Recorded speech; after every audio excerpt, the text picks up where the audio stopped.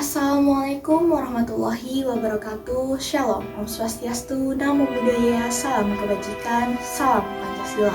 Sebelumnya, izinkan saya untuk memperkenalkan diri. Perkenalkan, nama saya Kayla Revaliana Ramadhani dengan NIM 2506608 dari PPKN kelas 2025B. Hadirin yang saya hormati, marilah kita renungkan bersama sebuah pertanyaan mendasar. Apakah tujuan pendidikan yang sesungguhnya? Bukankah pendidikan seharusnya menjadi proses memanusiakan manusia, membangun karakter, dan menciptakan generasi yang berakhlak mulia? Namun, realita yang terjadi di SMA Negeri 1 Cimarga Lebak Banten justru menunjukkan hal sebaliknya.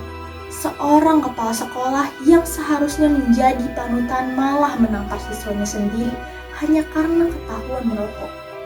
Yang lebih memilukannya lagi, tamparan ini tidak hanya meninggalkan bekas di wajah, tetapi juga luka di hati dan trauma yang dalam pada psikologi sang siswa. Berdasarkan data dari Komisi Perlindungan Anak Indonesia, kasus seperti ini bukanlah yang pertama. Sepanjang tahun 2023, sudah tercatat 19 kasus kekerasan yang dilakukan oleh pendidik. Angka ini mungkin hanya puncak gunung es karena masih banyak kasus serupa yang tidak terlaporkan. Yang menjadi pertanyaan kita bersama, mengapa hal ini bisa terjadi? Apakah karena guru dan kepala sekolah tidak memiliki cara lain untuk mendisiplinkan siswa? Ataukah karena sistem pendidikan kita memang masih menganggap kekerasan sebagai hal yang wajar?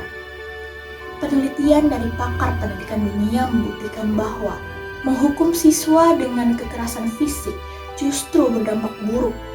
Dari 1.500 remaja yang diteliti, mereka sering mendapat hukuman fisik lebih mungkin untuk berperilaku negatif. Artinya, tamparan itu tidak menyelesaikan masalah, malah memperburuk keadaan.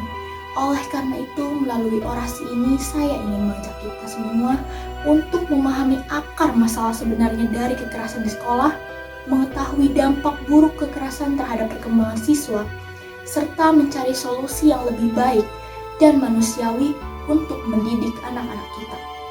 Mari kita buka pikiran, hati, untuk menemukan jalan keluar yang lebih baik, karena setiap anak berhak mendapat pendidikan yang manusiawi, tanpa kekerasan dan penuh kasih sayang. Hadirin yang berbahagia, mari kita telah lebih dalam mengapa kasus seperti SMA Negeri 1 Cimarga ini bisa terjadi. Berdasarkan berbagai penelitian, setidaknya ada 3 akar masalah yang perlu kita pahami. Pertama, paradigma pendidikan yang keliru. Masih banyak dari kita yang berpikir bahwa mendidik itu sama dengan menghukum. Jika siswa salah, harus dihukum. Jika melanggar aturan, harus diberi sanksi fisik. Padahal, penelitian membuktikan bahwa pendekatan seperti ini justru kontraproduktif. Kedua, kurangnya pemahaman tentang psikologis remaja. Remaja, terutama usia SMA, sedang dalam mencari pencarian jati diri. Mereka penasaran ingin mencoba hal baru dan mudah terpengaruh teman. Merokok bagi mereka bisa jadi cara untuk diterima di pergaulan atau sekadar ingin tahu. Alih-alih memahami hal ini, banyak pendidik langsung menghakimi dan menghukum. Ketiga, minimnya keterampilan guru dalam mengelola emosi. Sebagai manusia, guru juga bisa marah dan kecewa. Namun, sebagai pendidik profesional, mereka harus bisa mengendalikan emosi tersebut. Sayangnya, tidak semua guru memiliki keterampilan ini. Kekerasan di sekolah sekecil apapun memiliki dampak yang sangat serius.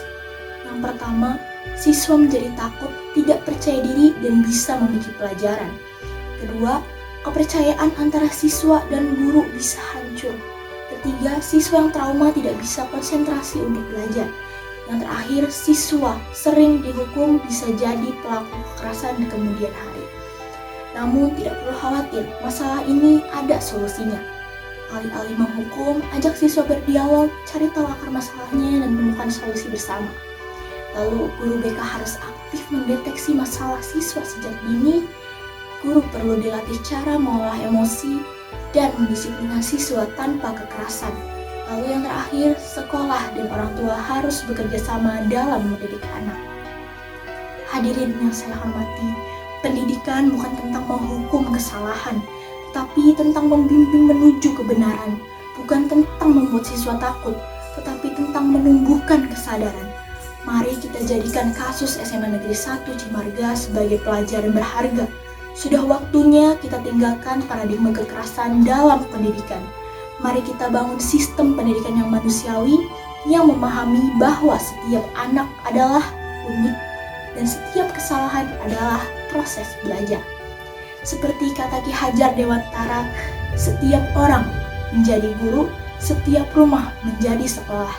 Mari kita semua menjadi guru yang baik bagi generasi penerus bangsa. Sekian dari saya. Wassalamualaikum warahmatullahi wabarakatuh.